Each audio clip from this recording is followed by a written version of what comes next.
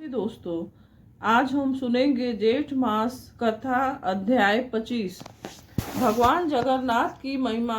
राजा इंद्रद्युम्न की भक्ति मंदिर के प्रतिष्ठा के बाद धार्मिक कृत्यों और भगवान विष्णु की विभिन्न यात्राओं उत्सव के महत्व पर आधारित है।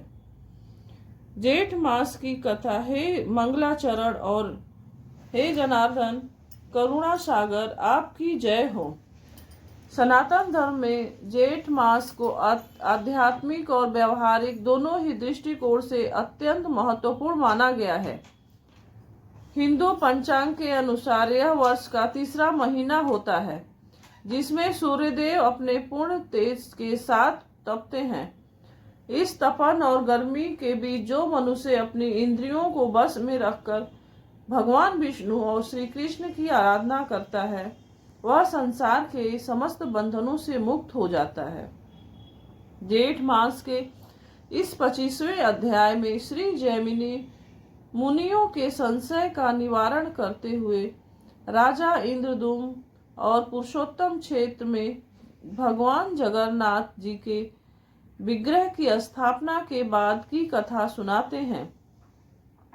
कथा के प्रारंभ में नैमिषारण्य तीर्थ में एकत्रित सौनक आदि ऋषियों ने अत्यंत विनीत भाव से व्यास जी के परम शिष्य ऋषि जैमिनी से पूछा, हे ब्रह्म ज्ञानी, हे भगवान, आपने हमें जेठ मास के नियम, दान और भगवान विष्णु की प्रसन्नता के लिए अनेक उपाय बताए।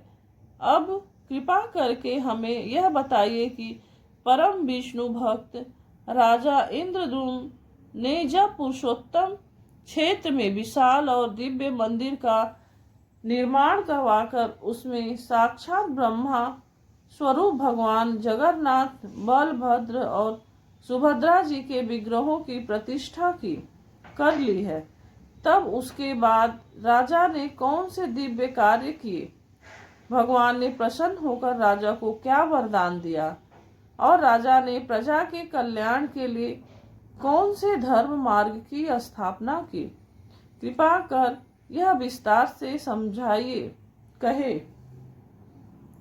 ऋषि जैमिनी ने मुनियों की इस ज्ञान पिपासा को देखकर अत्यंत प्रसन्नता व्यक्त हुई की और कहा, हे मुनियों, तुमने अत्यंत सुंदर और कल्याणकारी प्रश्न पूछा है।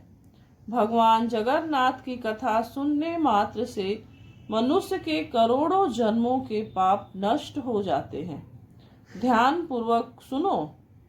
साक्षात ब्रह्म स्वरूप श्री जगन्नाथ जी से परम दुर्लभ वरदान प्राप्त करके नरश्रेष्ठ राजा इंद्रद्युम्न ने स्वयं को धन्य और कृतार्थ माना। भगवान की आज्ञा पाकर उन्होंने जो कुछ भी किया वह समस्त राजाओं और मानव जाति के कल्याण का मार्ग प्रशस्त करने वाला है। ऋषि जैमिनी कहते हैं, जब भगवान जगन्नाथ भाई बलभद्र और बहन सुभद्रा के साथ दारु ब्रह्म रूप में प्रतिष्ठित हो गए हैं, तो राजा इंद्रद्युम्न के मन में अपार संतोष और आनंद की अनुभूति हुई। राजा ने अपनी पूरी शक्ति, धन और जीवन भगवान के चरणों में समर्पित कर दिया था। मंदिर की प्रतिष्ठा के बाद राजा हाथ जोड़कर भगवान के सम्मुख बैठ गए। उनकी आंखों से प्रेमाश्रुओं की धारा बह रही थी। राजा ने विचार किया कि इस नश्वर संसार में कुछ भी अस्थायी नहीं है। धन, वैभव, राजपाट, हाथी घोड़े और यह सुंदर शरीर सब एक दिन काल के गाल में समा जाने वाले हैं। केवल भगवान की भक्ति और उनके निमित्त किए गए कर्म ही जीवात्मा के साथ जाते हैं।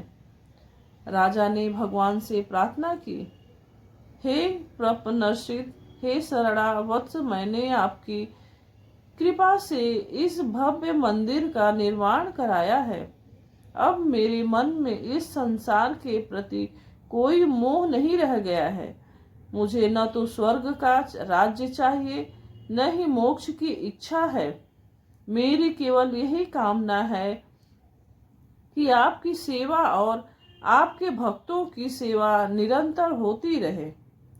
भगवान जगन्नाथ ने राजा की निष्काम भक्ति से प्रसन्न होकर उन्हें दर्शन दिए और कहा, हे राजन, तुम्हारा यह कृत्य युगों युगों तक मनुष्यों को प्रेरणा देगा। इस पुरुषोत्तम क्षेत्र में जो भी प्राणी मेरे इस रूप के दर्शन करेगा वह समस्त पापों से मुक्त होकर मेरे परम धाम को प्राप्त होगा। ऋषि जैमिनी आगे राजा इंद्रदुम्न के माध्यम से संसार को भगवान विष्णु की शरणागति का महत्व समझाते हुए कहते हैं, जिस प्रकार कोई प्यासा व्यक्ति शीतल और मीठे जल के सरोवर को पाकर बड़े संतोष का अनुभव करता है, अथवा कोई धूप से तपा हुआ व्यक्ति विशाल वृक्ष की छाया में आकर अपनी सारी थकान को भूल जाता है, ठीक उसी प्रकार इन करुणा सागर भगवान पुरुषोत्तम की शरण प्राप्त होने पर मनुष्य त्रिविधि ताप भौतिक दुखों से सदा के लिए मुक्त हो जाता है। ऋषि समझाते हैं कि इस संसार के जितने भी लौकिक रिश्ते हैं, चाहे वे माता पिता हो, परम मित्र हो, अर्धांगिनी पत्नी हो या प्रिय पुत्र हो, ये सभी एक सीमा तक ही सीमित का मनुष्य का साथ दे सकते हैं और केवल इस जन्म के दुखों में सहभागी बन सकते हैं, किंतु शरण में आए हुए दीन और असहाय जनों का जैसा सच्चा उपकार भगवान विष्णु करते हैं, वैसा उपकार संसार में कोई दूसरा नहीं कर सकता। भगवान विष्णु केवल इस लोक का सुख ही नहीं देते, बल्कि वे जीव को जन्म मरण के चक्र से मुक्त कर मोक्ष भी प्रदान करते हैं।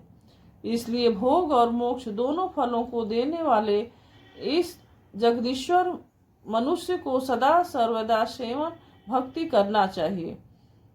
राजा इंद्रदुम्न ने स्वयं को पूरी तरह भगवान के चरणों में समर्पित करने के बाद अपने राज्य के मंत्रियों, पुरोहितों, नगरवासियों और भावी राजाओं को बुलाकर धर्म की रक्षा के लिए एक महत्वपूर्ण संदेश दिया। हे श्रेष्ठ, राजा ने कहा, हे श्रेष्ठ पुरुषों, हे मेरी प्रिय प्रजा, यह धर्म का मार्ग अत्यंत सूक्ष्म और पवित्र है।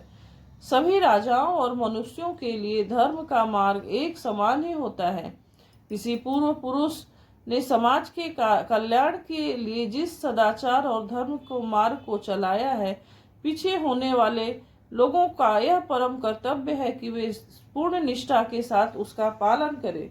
राजा ने निर्देश दिया कि पुरुषोत्तम क्षेत्र में स्थापित भगवान विभिन्न यात्राओं, रथ यात्रा, स्नान यात्रा, चंदन यात्रा को हर वर्ष अत्यंत भव्यता, श्रद्धा और विधि विधान के साथ संपन्न करवाया जाना चाहिए। भगवान के उत्सवों में भाग लेने से पूरी प्रजा का कल्याण होता है, राज्य में अकाल नहीं पड़ता, महामारी नहीं फैलती और चारों ओर से सुख समृद्धि का